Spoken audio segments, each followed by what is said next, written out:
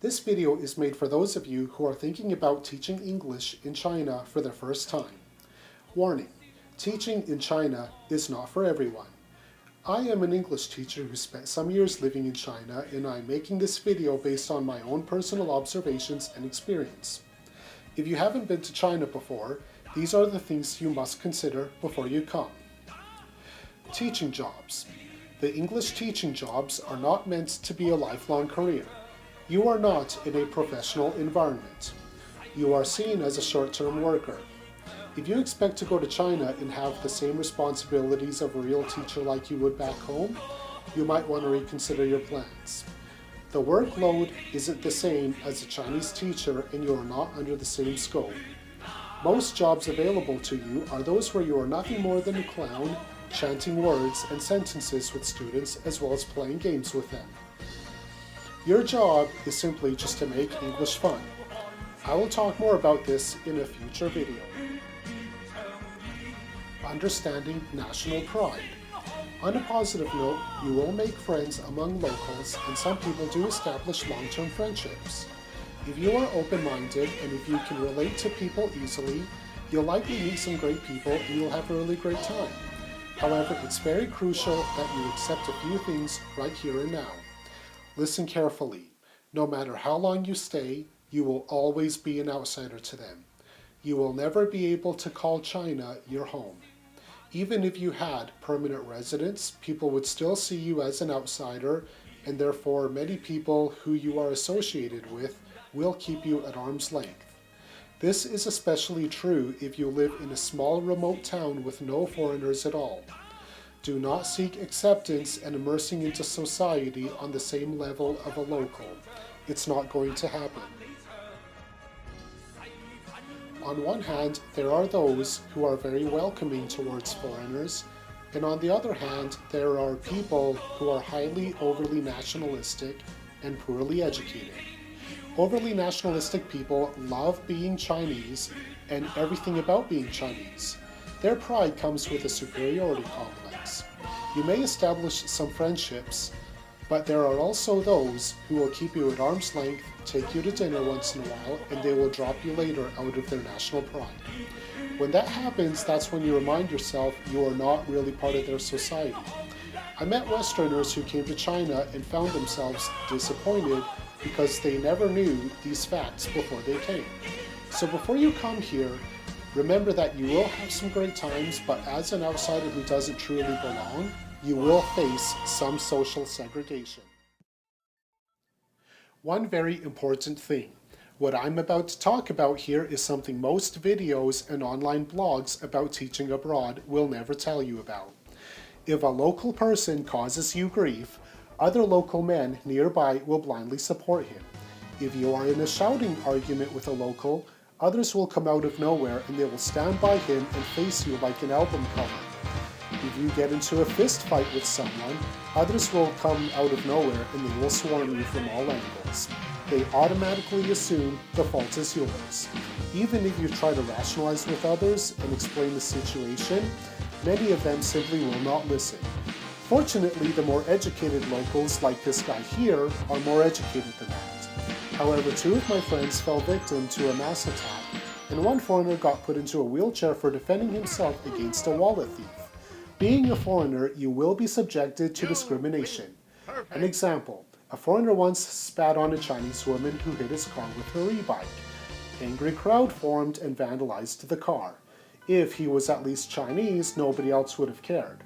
One person even shouted, "An offense against one Chinese is an offense against all."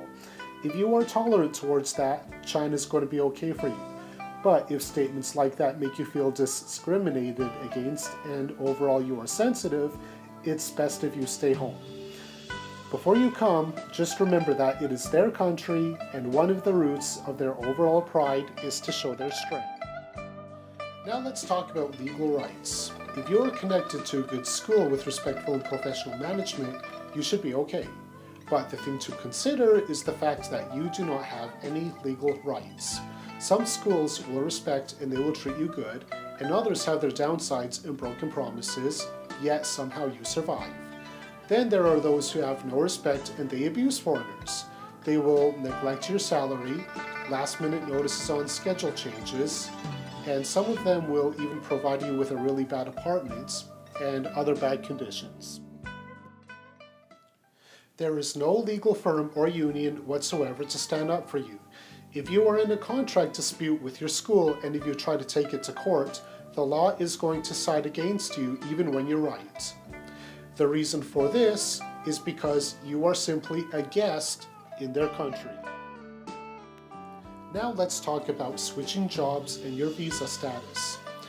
You cannot quit your job to find another. Here's why. You do not own your visa. Your Z visa is sponsored by your employer, therefore immigration ties your visa to your school. They can cancel your visa and they can send you home without trial or due processing. If they cancel it without telling you, and if you are still in China, you will be held responsible once authorities find you. To switch jobs, you need a release letter with your employer's official red stamp and signature. If they choose not to give you that, you cannot switch jobs. Your employer literally has power over your life. Many foreign teachers live in frustration over this. Living in China, your visa will always be under the control of a Chinese person. You will never be able to have a long-term visa that is actually your own. Another thing that you need to know right now is that you must be ready to leave with a very short notice. The visa immigration system is somewhat shady. No, not Slim Shady. No matter how legal your visa is or how legal you think it is, something can go wrong at any time. If your employer does anything wrong with your visa processing, and despite the fact that they are the ones responsible for processing it, and even though you have no control whatsoever what they do, should your employer do anything wrong with your visa at all, you are the one who is going to be held responsible. Given the right circumstances, you may have to suddenly pack and leave China with a very short notice. Not only that, but you may have difficulty being able to return in the future.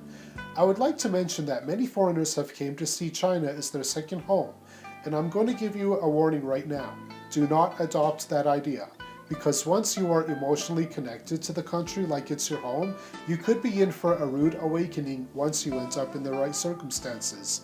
So do settle in and enjoy yourself, but always be ready to pack and leave China at all times. Now let's talk about people who have issues back home. One thing you need to know is that immigrants in China are not seen the same way as they are in a Western country. Society believes you will one day leave China and it's something they expect. From my experience, I have met foreign teachers in China who said they came because of troubles and isolation back home. Understand that locals won't respect you if you are in their country just because you have problems back home. Going to China for that reason tells them you would otherwise have no interest in their country. Local people would rather interact with people who are genuinely interested in their country. You also need to know that when you go to China, you will not stay forever. Many schools won't even consider hiring you once you reach a certain age. As mentioned earlier, you are an outsider and you are only a temporary guest. Some foreigners return home after 10 years, but for most it's usually about 1 to 4 years. Any problems you ran away from back home will rise up again once you return home.